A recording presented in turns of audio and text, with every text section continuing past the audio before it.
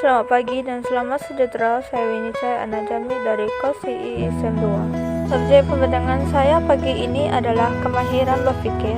Kad MPU 1133 dan tajuk pembentangan saya pagi ini adalah berpikir secara saintifik. Berpikir secara saintifik ini mempunyai ciri-ciri yang terbahagi kepada 3 ciri-ciri berpikir secara saintifik, yaitu menggunakan penglihatan, pendengaran, sentuhan rasa atau bau untuk mengumpulkan maklumat tentang objek dan fenomena, membuat inferen, membuat kesimpulan awal untuk menerangkan peristiwa atau objek berdasarkan pemerhatian.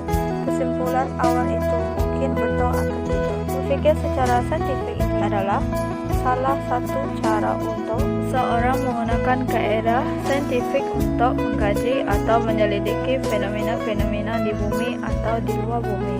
Maka dikatakan mempraktikkan pemikiran saintifik. Manakala penyelesaian secara saintifik ialah menyelesaikan masalah secara saintifik melibatkan proses empirical induktif. Dan manakala kesimpulan hanya dibuat setelah mengumpul maklumat yang mencukupi, barulah sampai membuat kesimpulan atau keputusan. Jika berbanding dengan kaedah-kaedah lain seperti kaedah saintifik yang paling populer dan berpengaruh dalam usaha menyelesaikan masalah-masalah yang dihadapi.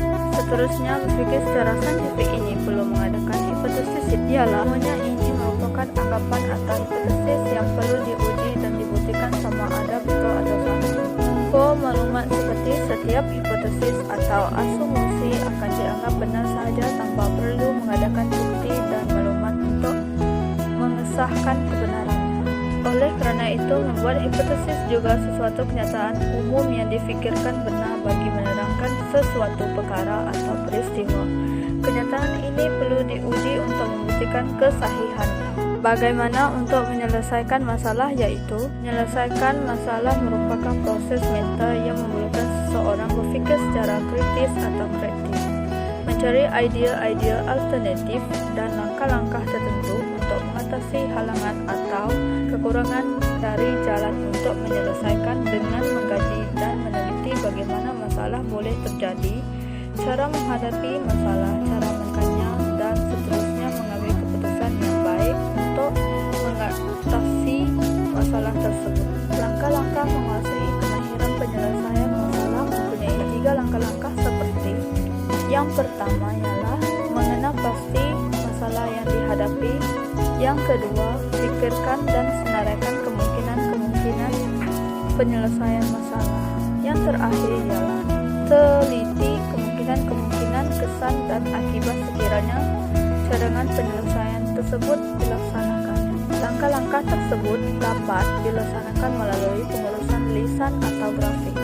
Pengurusan lisan bermaksud salah satu alat berfikir dalam bentuk ujaran yang menggunakan soalan-soalan berseruan dan arahan-arahan tertentu untuk membantu dalam usaha meningkatkan kualiti pemikiran dan kemahiran berfikir. Kesimpulannya, seperti berfikir secara saintifik ini adalah dia usaha untuk mengenal pasti apa yang betul dan yang salah dari segi logik akal pemikiran manusia individu yang berfikir sebelum membuat sesuatu tindakan.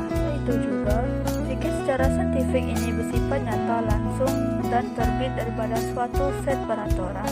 Sebarang kesilapan akan menyebabkan sebarang andakan atau kesimpulan adalah tidak benar dan sudah pasti ianya tidak memenuhi set peraturan yang telah ditetapkan. Contoh-contoh set peraturan yang telah dilaksanakan adalah mempunyai 5 set peraturan. Yang pertama, set peraturan ini mencari kaitan sebab akibat antara satu perkara lain ataupun antara satu. Set peraturan yang kedua adalah peristiwa dengan satu peristiwa lain. Set peraturan yang ketiga ialah membuat kesimpulan atau dedukasi. Set peraturan keempat ialah mempertahankan hujah-hujah kita bagi mendukung atau menolak sesuatu idea. Set peraturan yang terakhir ialah mengemukakan cadangan atau pandangan.